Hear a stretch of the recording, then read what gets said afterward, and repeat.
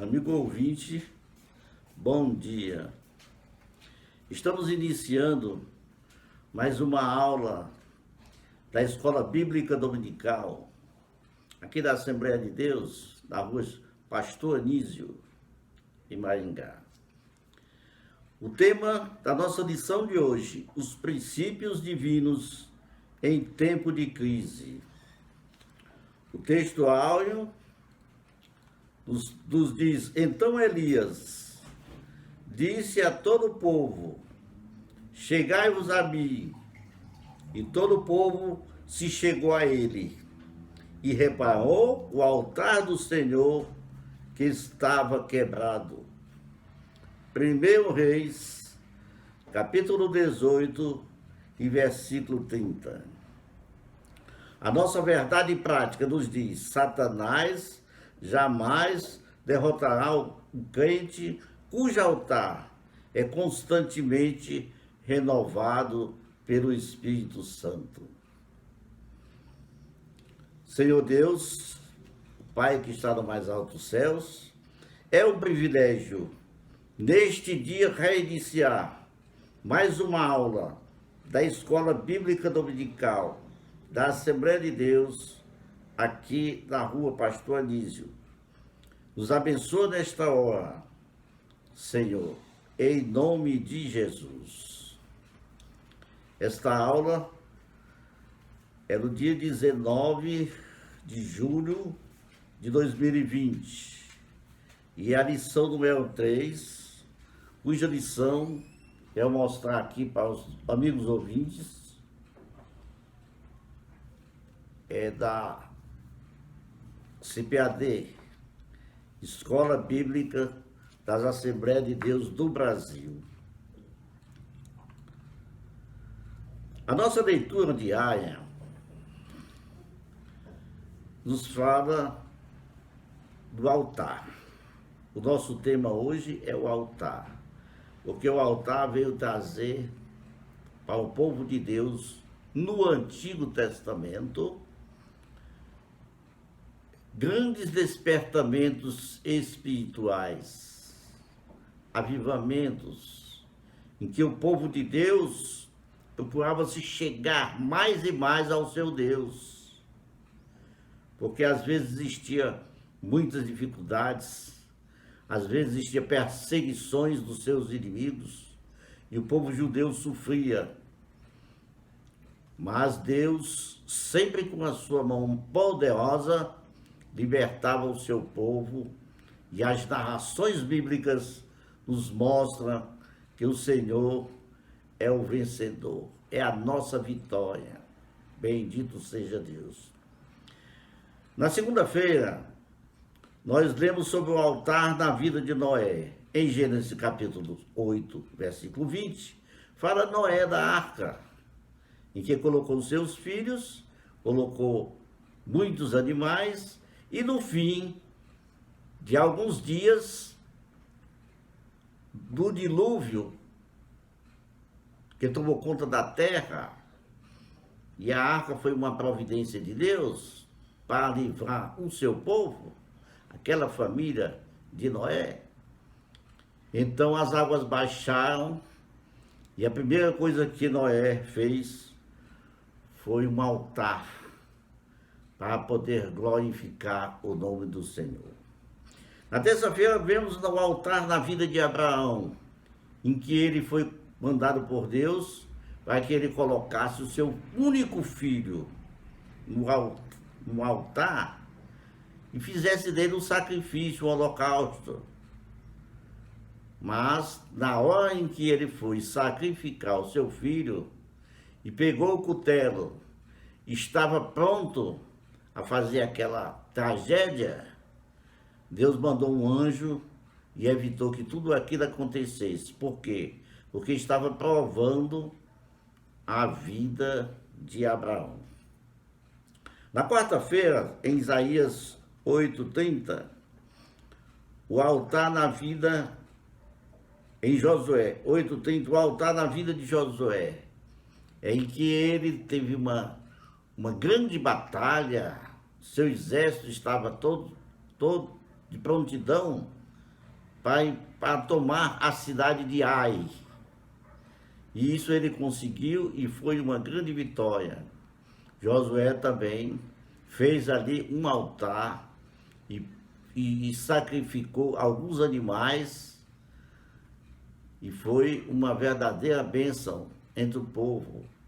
Houve despertamento, houve avivamento, houve aproximação de Deus, porque Deus requer que todos nós estejamos atentos, nunca perder a fé no nosso Criador. Na quinta-feira, o altar da vida de Gideão. O povo de Israel era atormentado pelos midianitas e fazia muito mal, perseguia muito. E Deus preparou Gideão, teve várias provas, os irmãos podem ver na Bíblia, e então ele foi um vitorioso. Deus preparou, ele achou que não tinha condição, que era de uma família muito pobre, uma família pequena, e não tinha muitos recursos, mas Deus deu vitória ao seu servo, como sempre. Depois, na sexta-feira, o altar da vida de Davi. O anjo do Senhor apareceu na eira de Ornã, o Jebuseu, e Davi foi provado ali. O profeta Gade levou uma palavra de Deus, dizendo que Deus não estava reprovando o modo de ele fazer uma coisa sem consultar, tomar uma decisão sem consultar Deus. E foi justamente o recenseamento. Mas Deus teve misericórdia de Davi, e lá na eira de Jordão, ele fez um altar também em agradecimento, e foi um despertamento do povo de Israel. Alegraram-se todos ali. E no sábado, o altar na vida da igreja. Isso aí representa, meus amigos, meus irmãos, o altar do Gólgota, em que Jesus Cristo derramou o seu sangue. Sem derramamento de sangue, diz a Bíblia, não há remissão. E o Senhor veio do céu, se transformou no homem e pregou o Evangelho e nos trouxe o Evangelho da paz, o Evangelho da alegria, o Evangelho de perdão, o Evangelho da gratidão. E isso, meus irmãos, estamos muito agradecidos por tudo que o Senhor tem feito por nós até hoje. Se não fosse a consumação daquele ato maravilhoso, em que o Senhor Deus esteve com Jesus o tempo todo, o Espírito Santo esteve ali lhe dando força, o Senhor não teria consumado e Satanás seria vitorioso. Mas, graças a Deus, Jesus cumpriu a sua missão, foi até o fim, disse: está consumado, e Satanás ficou derrotado diante de todos, diante de Deus, diante dos anjos, diante de todo mundo. Mas, meus amigos e irmãos, vamos dar continuidade. A leitura em classe está em Esdras capítulo 3, versículo 2 a 5. E depois vamos ler 10 e versículo 13. E levantou-se Jesua, filho de Zodadaque, e seus irmãos, os sacerdotes Zorobabel, filho de Sealtiel, e seus irmãos, e edificaram um altar do Deus de Israel para oferecer holocaustos, como está escrito na lei de Moisés, homem de Deus. Firmaram sobre eles suas bases, porque o terror estava por todo lado. O povo de Israel estava passando uma grande aflição, perseguição de todo lado, terror de todo lado. E Deus mostrou que mais uma vez estava com o povo de Israel. O povo de Israel não pode ser destruído, porque é o povo de Deus. E hoje, meus amigos e irmãos, eles estão novamente recebendo a graça do Senhor em todos os momentos. E celebraram as festas dos tabernáculos, como está escrito, ofereceram holocaustos de dia em dia, por ordem conforme o ritual. cada coisa no seu dia. Tudo muito bem organizado. Bendito seja Deus. E depois disso, o holocausto contínuo. Fogo arderá constantemente sobre o altar e não se apagará. Luas novas, solenidades consagradas ao Senhor, como também de qualquer que oferecia oferta voluntária. Alguém dizia, eu pequei, então trazia um animalzinho para oferecer de oferta. Isso acontecia no Velho Testamento. Hoje nós temos o Cordeiro de Deus que tira o pecado do mundo. Não temos mais holocaustos, não temos mais altares. Daquela maneira que era naquela época, o altar hoje é diferente. O altar é o altar do Gólgota, da cruz. Bendito seja Deus. Quando, pois, os edificadores lançaram os alicerces do templo do Senhor, então apresentaram-se os sacerdotes, já revestidos e com trombetas, e os levitas, filhos de Asaf, com saltérios, para louvarem ao Senhor, conforme a instituição de Davi, rei de Israel. Bendito seja Deus. E cantavam a revezes, louvando e celebrando ao Senhor, dizendo, porque Ele é bom, porque a sua benignidade é para sempre sobre Israel. Bendito seja Deus.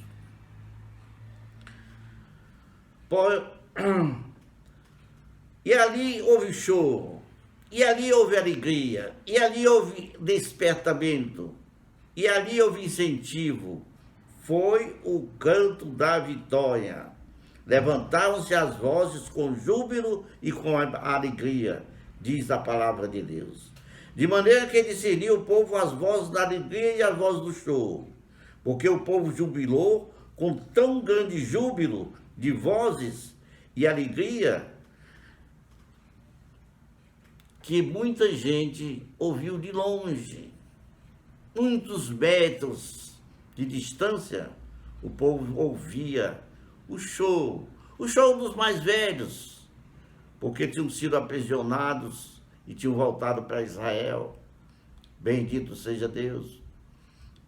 Eles conquistaram novamente a terra prometida que havia sido devastada, e eles tinham sido levados cativos. Bendito seja o nome do Senhor. Mas vamos continuar com as nossas lições, meus amigos. A reconquista da terra de Israel não foi tarefa fácil.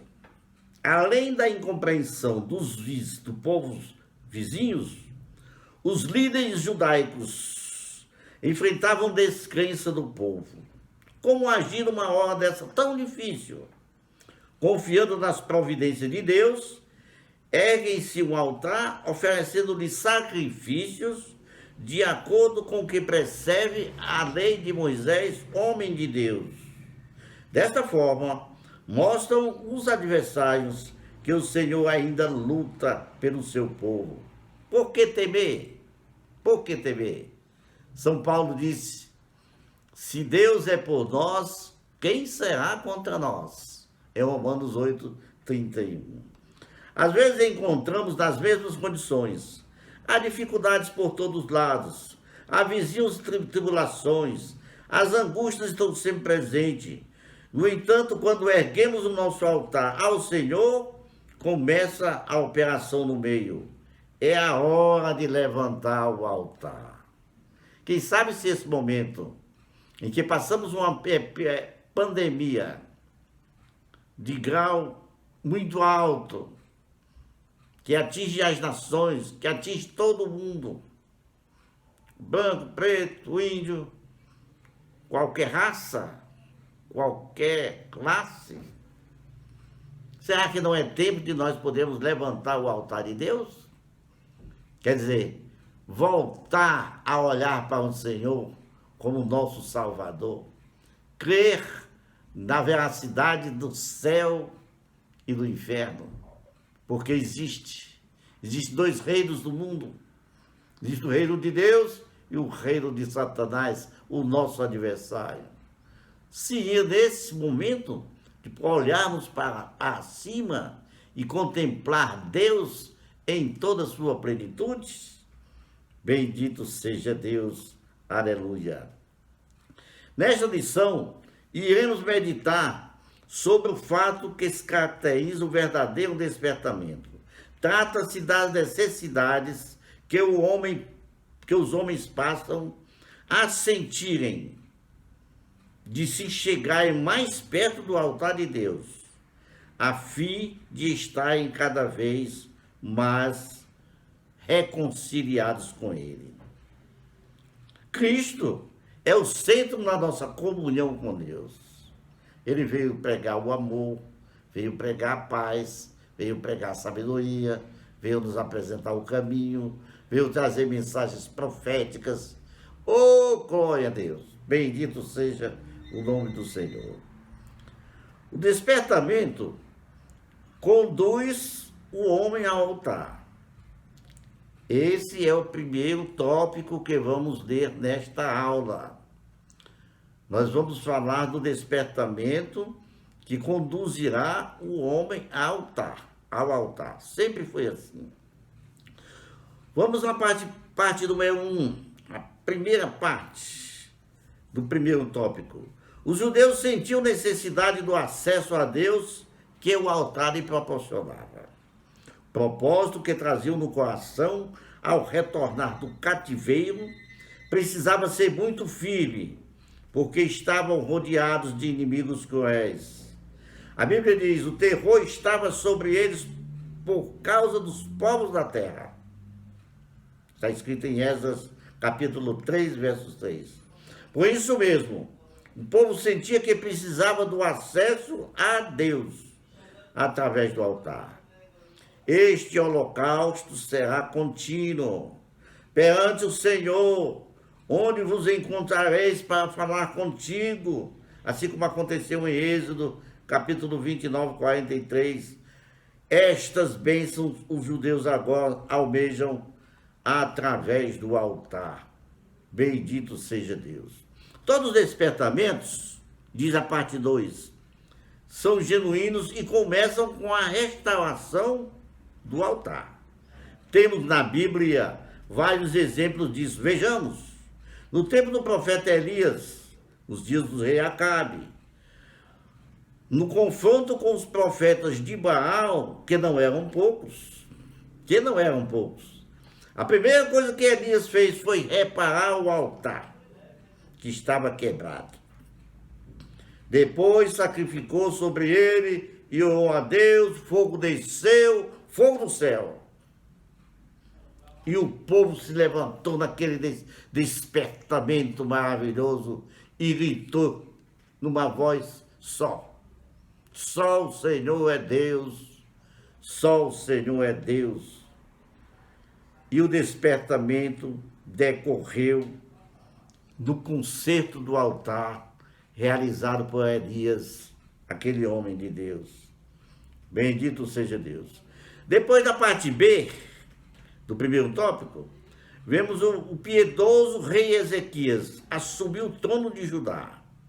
Já no primeiro ano do seu reinado, ele abriu as portas da casa do Senhor e a separou. Mandou purificar o templo, tirar fora as imundícias, purificar o altar do holocausto, que havia sido substituído no reinado de seu antecessor Acais, que fez muito mal perante o Senhor, por um altar construído com modelo copiado de Damasco. Uma obra-prima. Quando então os sacerdotes sacrificaram sobre o altar santificado, começou o novo cântico na casa de Deus. Cântico da vitória, cântico da alegria. O despertamento levou à separação do altar e levou o povo de Deus a glorificar o nome do Todo-Poderoso. Quando os judeus voltaram do cativeiro, construíram o altar sobre as suas antigas bases, do modo como manda a lei. Sacrificaram holocaustos ao Senhor. A alegria foi grande entre os judeus, pois podiam de novo sacrificar a Deus e celebrar a festa dos tabernáculos. O culto a Deus havia recomeçado. Bendito seja o nome do Todo-Poderoso, o nome de Jesus. A síntese do tópico 1 nos diz: todos os despertamentos genuínos começam com a restauração do altar. Por isso os judeus sentiam necessidade deste acesso. O acesso a Deus é maravilhoso através de um altar restaurado. Bendito seja Deus. O que é um altar? Meu amigo ouvinte, quase todas as pessoas dessa geração têm um conceito errado. Um conceito duvidoso a respeito do verdadeiro altar. No sentido genérico e prático, motivou a sua existência. Todos julgam geralmente que um altar genuíno é a parte de um templo, de uma catedral, de uma igreja, de uma mesquita ou de uma sinagoga. Muitos, sem dúvidas, vão surpreender-se quando lhe mostrarmos como a Bíblia define o significado do altar verdadeiro e a sua função. Bendito seja Deus. O altar, de acordo com as Escrituras, é um lugar construído para nele se oferecerem sacrifícios e holocaustos de animais. Isto refere-se no Velho Testamento, principalmente quando se fala em Pentateuco, em que muitos sacrifícios Moisés e outros profetas realizaram ali. Era testemunho perpétuo, um favor, sentia-se nele a manifestação divina, significava a presença de Deus. Deus vinha ali, mostrava-se ali, o povo delirava, o povo ficava santificava as ofertas e era um lugar onde se realizava a comunhão dos fiéis com o seu Senhor. Que maravilha, meus irmãos! O homem de mãos dadas com Deus, bendito seja o nome do Senhor. Isso estamos falando do Velho Testamento. Mas agora vamos entrar no segundo tópico, que diz Cristo, o centro da nossa comunhão com Deus. No tempo do Velho Testamento, o altar era ponto central do culto a Deus. No Novo Testamento, o sacrifício de Jesus no Gólgota é o grande acontecimento para o qual o altar apontava profeticamente. Paulo, o grande apóstolo do Senhor, escreveu à igreja em Corinto, principalmente vos entreguei o que também vos recebi. Recebi de Cristo, porque ele morreu pelos nossos pecados. 1 Coríntios 15, 3. Escreveu ainda: nada me propus entre vós a saber, senão a Cristo, e este crucificado. Bendito seja Deus. Lá em Colossenses diz: todas as coisas subsistem por ele. Para ele, tudo do que foi feito se fez, para que tenha preeminência. Para vós, o do altar, que credes, é preciosa pedra principal de esquina. Jesus disse: Pedro, eu sou a pedra principal de esquina. Disse para Pedro: e nele e nela a pedra edificarei a minha igreja. Muitos confundem-se, pensando que é Pedro, a pedra, mas a pedra é Cristo. Tudo isto porque Jesus, pela sua morte expiatória, ganhou a redenção para todo mundo. O povo hoje é livre, o povo hoje é liberto. A mão de Deus está ligada à mão do homem, através da obra vicária do grande, maravilhoso Senhor e Salvador Jesus Cristo. Bendito seja Deus. Toda a Trindade atuou ativamente na morte expiatória de Jesus. Vejam bem, não foi fácil. A missão de Jesus Cristo nesta terra não foi fácil. Logo no início, ele estava no berço, já estava ali na terra, recém-nascido, diante de José, Maria, os pastores, 6 magos. Ele já sentia perseguição. Herodes já estava preparando uma armadilha para matar Jesus e mandou matar todas as crianças de 2 anos para baixo. A violência era total. Muita gente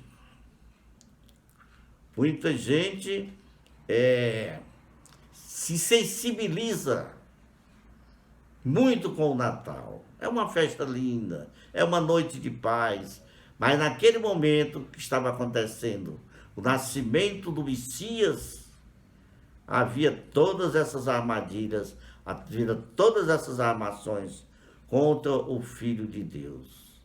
E aí foi a sua vida toda, 33 anos, muitos falam 33 anos e meio, mas ele realizou a obra maravilhosa que ninguém poderia realizar senão o próprio Jesus. E esta obra já estava predita antes da fundação do mundo. O Pai planejou a obra redentora com o sacrifício de seu Filho, na consumação dos séculos. E ao completarem os dias, o Senhor mandou o seu Filho Jesus, Gálatas capítulo 4, verso 4, nascido de mulher, nascido sob a lei, para realizar a obra redentora da humanidade. O Pai participou diretamente do drama do Gólgota, tanto no início como no final, quando Jesus já estava na cruz, o Pai esteve com ele ali. O Pai não o abandonou. O Pai esteve lhe dando força. Não foi fácil. Muitas vezes Deus, eu acredito nisso, que ele teve que ficar de costa para não ver tamanho vitupério, tamanho sofrimento. Bendito seja o nome do Senhor. Cristo, o Filho de Deus, entregou-se a si mesmo em sacrifício. Ele diz: eu mesmo, você, o Cordeiro de Deus. Eu vim para isso. Eu vim para realizar a obra. Sem derramamento de sangue não há remissão. E o meu sangue será derramado em favor de muitos. Bendito seja o nome do Senhor.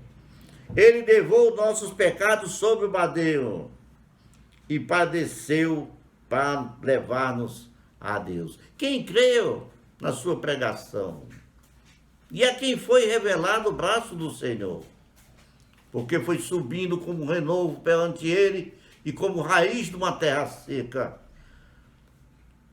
Não tinha aparência bonita, nem formosura. Olhámo-lo, nenhuma beleza havia para que o desejássemos. Era desprezado e o mais rejeitado entre todos os homens, disse o profeta Isaías 700 anos antes. Homem de dores, e que sabe o que é padecer, e como um de quem os homens escondem o rosto, era desprezado e dele não fizemos caso. Mas tinha também o Espírito Santo, a Trindade bendita estava ali no Gólgota, Pai, Filho e Espírito Santo. Espírito Santo ajudou o Filho a vencer todos os obstáculos que ao estar santificado se levantaram contra ele até chegar à cruz. Foi pelo Espírito eterno de Deus que Jesus se ofereceu a si mesmo imaculado a Deus. Bendito seja o nome do Senhor. O Espírito Santo quer, pelo despertamento, mostrar aos homens a grande vitória de Jesus no Gólgota. O Espírito Santo quer iluminar o entendimento dos homens hoje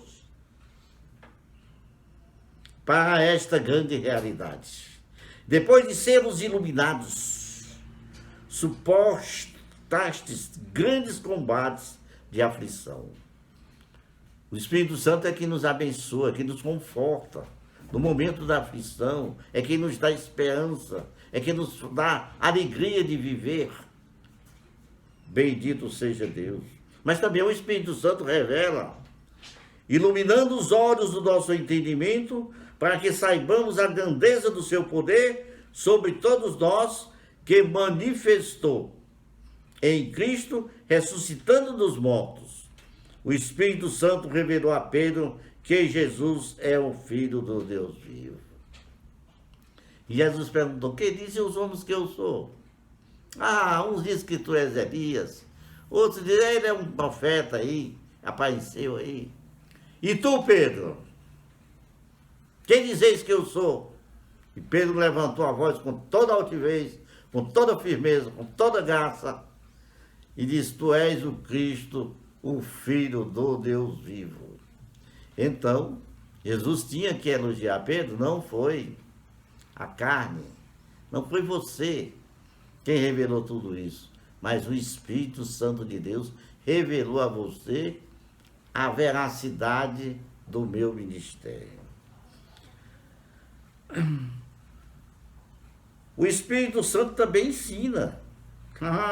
Esse ensino que temos hoje tem que ser inspirado pelo Espírito Santo. Eu sou apenas aqui um instrumento, mas o Espírito Santo poderá me usar para transmitir a vontade de Deus nesta manhã. O Espírito ensina as profundidades do vitupério da cruz. Quando Jesus, na estrada de Emaús, explicava aos seus discípulos o que as Escrituras escreveram sobre a sua morte, o coração deles ardia. Foi aqueles dois discípulos que, devido àquele eclipse espiritual que houve no meio dos apóstolos, quando Jesus foi crucificado, e muitos disseram: acabou, o homem foi crucificado, o nosso Deus não está mais conosco, e que vamos fazer? Estamos quase órfãos. E esses dois discípulos já iam voltando, saindo de Jerusalém para Emaús, perturbados, atribulados, confundidos, duvidosos. Mas Jesus esteve ali ao lado deles.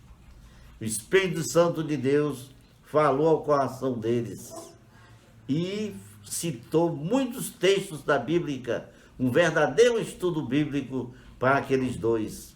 E certamente aqueles dois voltaram cheios de júbilos, porque o coração, enquanto falava Jesus para ele, através do Espírito Santo, o coração deles ardiam. E eles não entendiam, eles não sabiam. Mas depois souberam que Jesus estava ali. Ele diz: por isso nosso coração ardia enquanto ele falava conosco. Jesus colocou ali ao lado deles. Certamente eles voltaram para Jerusalém e ajudou a realizar essa obra maravilhosa em que 12 apóstolos revolucionaram o mundo com a mensagem do Evangelho, a mensagem de salvação. Bendito seja Deus, aleluia.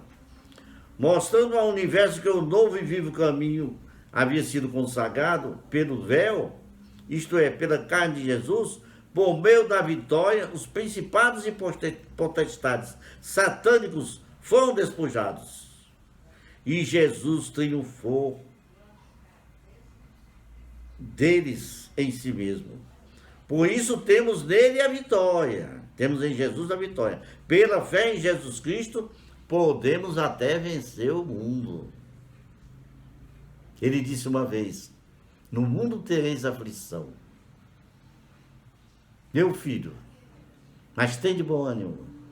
Eu venci o mundo. Que mensagem maravilhosa, né, meus irmãos? São Paulo muitas vezes falou: tudo posso naquele que me fortalece.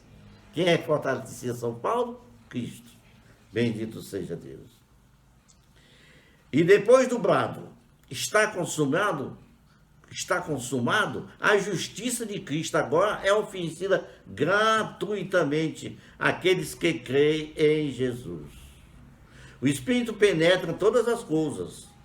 A luz da glória de Cristo revelada na cruz é uma luz que tudo manifesta. Quando esta luz ilumina o painel da nossa consciência, como aconteceu no tempo do profeta Isaías.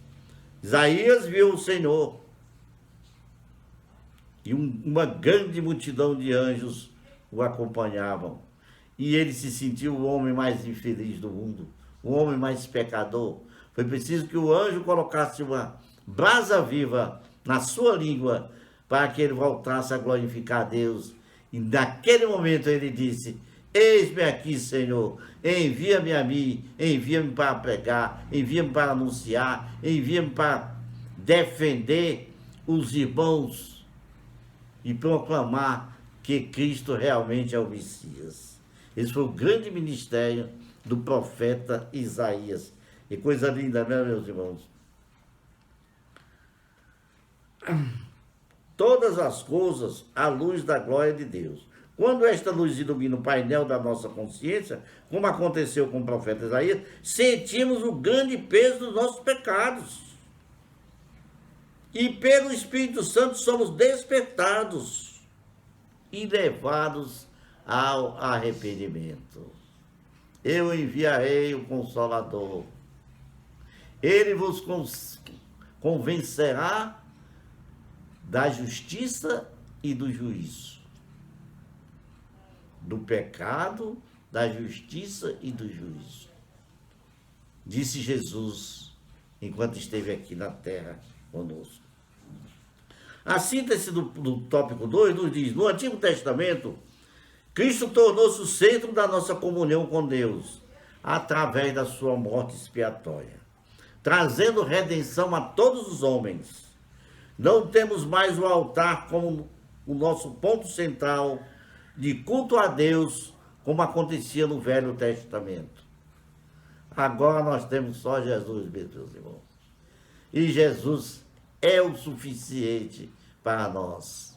Alguém diz assim: mas vá na minha igreja, vá lá na minha sede, vá lá na minha instituição, vá lá naquelas reuniões. Não, eu não vou. Não, mas você precisa conhecer tudo. Não, eu já conheço Jesus e Jesus já é o suficiente para a minha salvação. Estou feliz com Ele e Ele é o meu maior bem. Bendito seja o nome do Senhor.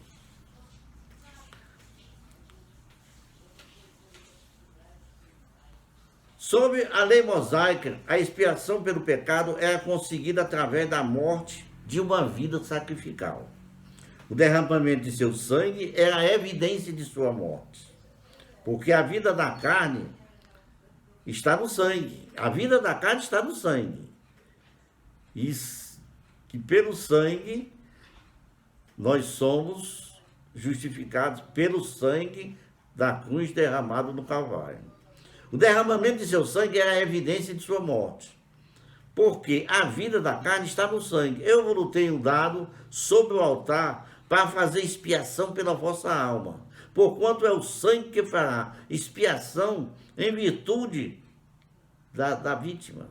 A expiação bíblica tem uma forma clara, e esta reconciliação específica é efetuada pela morte de Jesus Cristo em sua encarnação. Vida, morte, ressurreição e ascensão ao céu. Portanto, esta expiação, em particular, deve ser entendida em termos de base, as realidades específicas, ao invés de ser compreendida em termos gerais.